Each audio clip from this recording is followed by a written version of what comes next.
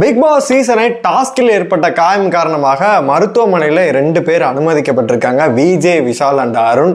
செம்மையாக போயிட்டு இருக்கு, ரொம்ப அக்ரெசிவாக டாஸ்க் போயிட்டு இருக்கு அப்படின்னு தான் சொல்லணும். டிடிஎஃப் வேற லெவலில் போயிட்டு இருக்கு. ஒருத்தர் டாஸ்க்கை ஜெயிச்சிட்டாங்க அப்படின்ற மாதிரி 2 பேர் அடிபடுது. அது யாருன்னு சொல்லிட்டு பார்த்துடலாம். அது மட்டும் இல்லாமல் டாஸ்கே நிறுத்திட்டாங்க, நாளைக்கு பார்த்தீங்கன்னா கண்டினியூ ஆகும் அப்படின்ற மாதிரி சொல்லியிருக்காங்க.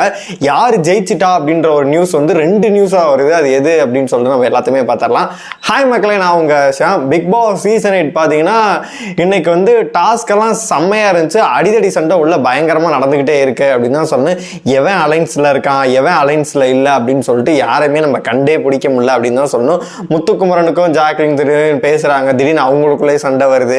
திடீர்னு பார்த்தீங்கன்னா அவங்க எதிர்த்து ரயான் கூட சண்டை போடுறாங்க. அந்த மாதிரி பார்த்தீங்கன்னா நிறைய உள்ள போயிட்டே இருக்கு அப்படின்னு தான் சொல்லணும். இன்னைக்கு ஃபர்ஸ்ட் டாஸ்க் ஒன்று நடக்குது. அது பார்த்தீங்கன்னா அந்த இது உருட்டி விடுவாங்கல்ல, அது அந்த நேம் கூட நம்மளுக்கு எக்ஸாக்டா தெரியல. பார்த்தீங்கன்னா அந்த டாஸ்க் நடக்குது. அதில் பிக் பாஸ் ஒரு ட்விஸ்ட்டை வச்சு விட்டாரு. எந்த சீசன்ல இந்த மாதிரி இருந்துச்சான்னு சொல்லிட்டு தெரியவே இல்லை.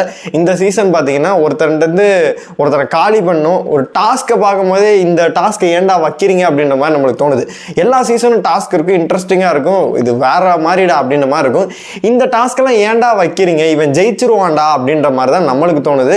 இந்த டாஸ்க்கெல்லாம் ரயானுக்கு வந்து ஃபேவராக இருக்க மாதிரியே தான் தோணுச்சு. அந்த டாஸ்க் வந்து அவன் ஆல்ரெடி சூப்பராக விளையாடுவேன் அப்படின்ற மாதிரி சொல்றான். அப்படி இருக்கும்போது கண்டிப்பா அவன் அடிச்சிருவான். அதனால பார்த்தீங்கன்னா உருட்டி விட்டு எல்லாரோட இதுமே நிற்கும். அவங்க வந்து கீழே விழுந்துருச்சு அப்படின்னா கண்டிப்பா வந்து அவங்க 3 எல்லா இதுவும் விழுந்துருச்சு அப்படின்னா 3 பாயிண்ட் உங்களுக்கு கிடைச்சிடும்.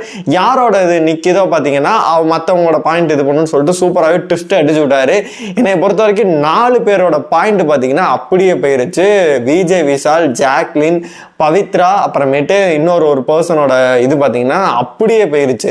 பார்க்கவே வந்து பாவமா இருந்துச்சு. ஏதாவது என்னடா பாவமா இருக்கேடா அப்படின்ற மாதிரி தான் இருந்துச்சு. என்னை பொறுத்த வரைக்கும் இவங்கெல்லாம் கொஞ்சம் விளையாண்டு எடுத்த பாயிண்ட்களை பார்த்தீங்கன்னா இப்படி அம்பேன்னு விட்ட மாதிரி தான் இருந்துச்சு.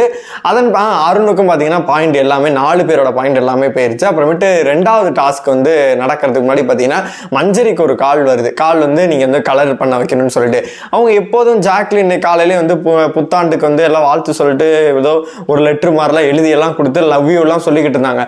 அது மஞ்சரி பார்த்துச்சுன்னா கலரிங் வந்து நம்ம ஜாக்லினுக்கு இது பண்ண வேணாம் அப்படின்னு சொல்லிட்டு ரயானுக்கு கொடுத்துச்சு. ஆல்ரெடி அவன் டாப்பில் இருக்கான், இன்னது போய் திரும்பியே அவனுக்கு ஒரு டாஸ்க்கை கொடுத்துருது. அதுவும் கலரிங் பண்ற வேலைகள் வந்து ஈஸியா பண்ணிடலாம் தான் நம்மளுக்கு தோணுது. பார்க்கறது கலர் கோழி குஞ்சு மாதிரி இருந்தாலுமே சரி பண்ணக்கூடிய ஒரு செயல் தான். இருந்தாலும் மனசுல வருத்தமா இருக்கும், பார்க்கறது கொஞ்சம் கேலி கிண்டல்லாம் பண்ணுவாங்க. இருந்தாலுமே 2 வாரம் தானே அப்படின்னு சொல்லிட்டு பல்ல கடிச்சிக்கிட்டு பண்றதுனா பண்ணலாம். ஜாக்லின் உனக்காக நான் பண்ணிட்டு 3 பாயிண்ட கொடுத்துருப்பேன் அப்படின்ற மாதிரி சொல்றது. முத்துக்குமரன் சொல்றாரு, நீ ஜாக்லின் பேரை சொல்லியிருக்கலாம், எதுக்கு ரயானை சொன்ன, அவன் டாப்ல இருக்கான் அப்படின்னு சொல்லிட்டு அவருமே திட்டினாரு. பார்த்தீங்கன்னா ரயான் நான் 2 பாயிண்ட் எடுத்துக்கிறேன், அடுத்த கால் வந்துச்சுன்னா உங்களுக்கு கொடுக்குறேன்னு சொல்லிட்டு 2 எடுத்துக்கிட்டான். பார்த்தீங்கன்னா மஞ்சரிக்கு வந்து 1 பாயிண்ட் கிடைச்சிருச்சு. அடுத்த டாஸ்க் பார்த்தீங்கன்னா மண் ட்ரம் அப்படின்னு சொல்லிட்டு ஏதோ ஒரு மண்ட்ரம் அப்படின்னு சொல்லிட்டு ஒரு டாஸ்க் கொடுத்தாங்க. நார்மலாகவே நம்ம ஒரு ட்ரம்மை வந்து நவுத்துறோம், ஒரு இது பண்ணுறோம், அப்படி தூக்கிட்டு போகிறோம் அப்படின்னா அந்த கையெல்லாம் ஒரு மாதிரி இதாகும். இவங்க வேறு பெயிண்ட்லாம் அடிச்சு விடுவேன். நான் லைவ் பார்க்கும் போதே செம்ம அக்ரெசிவாக இருந்துச்சு. அந்த டாஸ்க்கு போகுது ஒரு 4 மணி நேரமா போய்கிட்டே இருக்கு. நானும் லைவ் பார்க்குறேன், இப்போ முடியும் அப்போ முடியும் அப்படின்னு சொல்லிட்டு அப்படிலாம் போட்டுக்கிட்டு உட்காந்துக்கிட்டு இருக்கேன். ஆனால் முடியவே மாட்டேங்குது. திடீர்னு மஞ்சரிக்கு பார்த்தீங்கன்னா லாக் ஆகி இது அடிபட்டு விழுந்துச்சு. இவங்க பார்த்தீங்கன்னா எல்லாரும் 6 பேர் சேர்ந்து ரயான் இது பண்ணுறாங்கன்னு சொல்லிட்டு அவன் கத்திக்கிட்டு இருக்கான், ப்ரொவோக் பண்ணுறாங்கிறான். நீங்கள் வாங்கடான்னு சொல்லிட்டு எல்லாத்தையும் கூப்பிட்றான். டேய், நிதர்சனமான உண்மை என்னன்னா நீ பாயிண்ட்ஸ் டேபிளில் அதிகமாக இருக்க. ஒன்று அட்டாக் பண்ணோம்னா மற்ற எல்லாரையும் வந்து இது பண்ணிக்கலாம் அப்படின்ற ஒரு ஜோனில் தான் எல்லாருமே இருக்காங்க. ஃபர்ஸ்ட் பார்த்தீங்கன்னா மஞ்சரிக்கு அடிபட்டுச்சு, அப்புறமேட்டு நிறுத்தி வச்சாங்க. திரும்பி வந்து பார்த்தீங்கன்னா 2 பேரோட ஃபோட்டோ வச்சாங்க. சௌந்தர்யா இதுலேருந்து வெளியில் போயிட்டாங்க. மற்ற 9 பேர்களும் பார்த்தீங்கன்னா உள்ள வந்து செம்ம அக்ரெசிவாக விளையாண்டிட்டு இருந்தாங்க. இதில் வந்து பார்த்தீங்கன்னா முத்துக்குமனோட ஒரு 2 இது இருந்துச்சு, ரயானோட ஒரு 2 அது 4 பாகமாக இருக்கும் ஃபோட்டோ இருக்கும். அதை வந்து ஃபுல்லாக எடுத்துகிட்டு அவங்க வெளில போயிடுவாங்க. சௌந்தர்யா மட்டும்தான் வெளியில் போனாங்க. மற்ற எல்லாருக்கும் வந்து ஃபோட்டோ கிழிஞ்சு இருந்துச்சு. முத்துக்குமரன் ஆல்ரெடி போயிட்டாருன்னு நினைக்கிறேன். அசந்த நேரம் பார்த்து பார்த்தீங்கன்னா நம்ம இவங்க வந்து பவித்ரா வந்து பிடிங்கிட்டாங்க. அதுக்கு வந்து டிபேட்டும் நடந்துச்சு. அந்த இடத்துல தான் பார்த்தீங்கன்னா அருணும் அண்டு விஜய், விஷாலும் கீழே விழுந்துருவாங்க. விழுந்தனால 2 பேரையும் பார்த்தீங்கன்னா இவர் விஜய், விஷால் போனோடனே அருண் கதறி அழுவ ஆரம்பிச்சிட்டா. ஐயோ அவனுக்கு என்ன ஆச்சுன்னு சொல்லிட்டு கதறி அழுவ ஆரம்பிச்சிட்டாரு. அதனால வந்து விஜய், விஷால் வந்து மருத்துவமனையில் அனுமதிக்கப்பட்டார் அப்படின்ற ஒரு நியூஸ் வந்துச்சு. அதுக்கப்புறம் பார்த்தீங்கன்னா அருண் நீங்களும் வாங்க அப்படின்னு சொல்லிட்டு மருத்துவமனையில் அனுமதிக்கப்பட்டான்னு சொல்லிட்டு நியூஸ் வந்துச்சு. அப்புறமேட்டு பார்த்தீங்கன்னா விஜய், விஷால் திரும்பி வந்துட்டு எனக்கு எல்லாம் ஓகே, நீங்கள் போய் இது பண்ணலாம், என்ன பண்ணாங்கன்னு கேட்டது. எம்ஆர்ஐ ஸ்கேன் இந்த மாதிரிலாம் எடுத்தாங்க அப்படின்ற மாதிரி அவருமே மாதிரி சொன்னார். டாஸ்க் விளையாடலாமான்னு சொல்லிட்டு விஜய் விஷால் கேட்டதுக்கு பிக் பாஸ் சொன்னார், முதல்ல போய் மூடிட்டு தூங்குடா, அதுக்கப்புறம் பார்த்துக்கலாம் அப்படின்னு சொல்லிட்டு தூங்க சொன்னார். அப்புறமேட்டு அருண் பார்த்தீங்கன்னா ஆல்ரெடி ஓகே அப்படின்னு சொல்லிட்டு 2 பேர் வந்து வாங்க 2 பேர் ஓகேவா இருக்கீங்களா, இந்தா நான் சோத்தை போடுறேன், 2 பேரும் மீன் சாப்பிடுங்க அப்படின்னு சொல்லிட்டு முத்துக்குமரன் வந்து மீன் பொறிச்சு 2 பேருக்கும் கொடுத்து 2 பேருமே சாப்பிட்டுக்கிட்டு இருந்தாங்க. கட்டி அணைச்சு ஆற தழுவிக்கிட்டு இருந்தாங்க. இது வரைக்கும் தான் பார்த்தீங்கன்னா இன்னைக்கோட கண்டென்ட்டாக இருந்துச்சு. இதுக்கப்புறமேட்டு பார்த்தீங்கன்னா ஆல்ரெடி இன்னைக்கே வந்து முடிஞ்சிருக்கும், வெள்ளிக்கிழமை நிகழ்வுகளில் இன்னைக்கே முடிஞ்சிருக்கும். அப்படி இருக்கும்போது பார்த்தீங்கன்னா 2 பேர் வந்து டிடிஎஃப் வின் பண்ணிட்டாங்க அப்படின்ற மாதிரி 2 சைட்லேருந்து வருது. ஒரு சைட்லேருந்து என்ன மாதிரி வருது அப்படின்னா, ரயான் வந்து பியூரா வின் பண்ணிட்டாரு, இந்த ட்ரம் டாஸ்க் வந்து பார்த்தீங்கன்னா ஃபைனல் வரைக்கும் போச்சு, அதில் பாயிண்ட் எடுத்து பார்த்தீங்கன்னா அவர் வின் பண்ணிட்டாரு அப்படின்ற மாதிரி ஒரு நியூஸ்கள் வருது.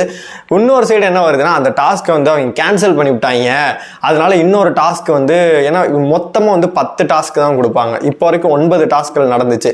இன்னொரு ஒரு டாஸ்க்கை வந்து கொடுத்து பார்த்தீங்கன்னா அதில் வந்து முத்துக்குமரன் அவர்கள் பாயிண்ட் எடுத்துட்டாரு, அதனால அவர் வின் பண்ணிட்டாரு அப்படின்ற மாதிரி நியூஸ்கள் வருது. 2 பேத்துல எனக்கு பொறுத்த வரைக்கும் முத்துக்குமரன் ஆல்ரெடி ஃபைனல் செலக்ட். இந்த வாரம் ஃபுல்லாக செம்மையாக பர்ஃபார்ம் பண்ணி வேற லெவலில் செஞ்ச ரயானுக்கு கிடைக்கணும்னு சொல்லிட்டு ஒரு சைடு எழுது. ஒரு சில சைடு முத்துக்குமரன் ஃபேன்ஸ் எல்லாம் இவன் ஓவரா ஆடுறான், இவனுக்கு வாய் வத்தாது, இவனுக்கெல்லாம் இவன் நம்ம குடும்பத்துக்கு வேணவே வேணாம்னே அப்படின்ற மாதிரியும் ஒரு சைடு போயிட்டு இருக்கு. என்னைய பொறுத்த வரைக்கும் 2 பேத்துல யார் வின் பண்ணாலும் ஓகே தான், ஏன்னா முத்துக்குமரன் அதுக்கு டிசர்வ் தான். ரயானும் பார்த்தீங்கன்னா ரொம்ப எஃபர்ட் போட்டிருக்கான். அவங்க அக்கா வந்து கொளுத்தி போடுற டாஸ்க் பீஸ்டாக பார்த்தீங்கன்னா இறங்கி வேற லெவலில் சம்பவம் பண்ணான். ஆனால் வந்து கொஞ்சம் வாய்களும் லூஸ் டாக் வந்து நிறைய விட்டான். அவன் கான்ஃபிடென்ட்டும் சொல்கிறான், அவனே சொல்லிக்கிறான், இது நீங்கள் ஓவர் கான்ஃபிடென்ட் கூட எடுத்துக்கலாம், இருந்தாலுமே பார்த்தீங்கன்னா எனக்கு இதுதான் தோணுது அப்படின்ற மாதிரி அவன் பேசுகிறான். என்னை பொறுத்த வரைக்கும் அவன் ஜெயிக்கிறதும் ஓகே தான், முத்துக்குமரன் ஜெயிச்சாலும் ஒன்றும் பெரிய விஷயம் கிடையாது, ஏன்னா ஆல்ரெடி அவர் ஃபைனல் போகிறாரு.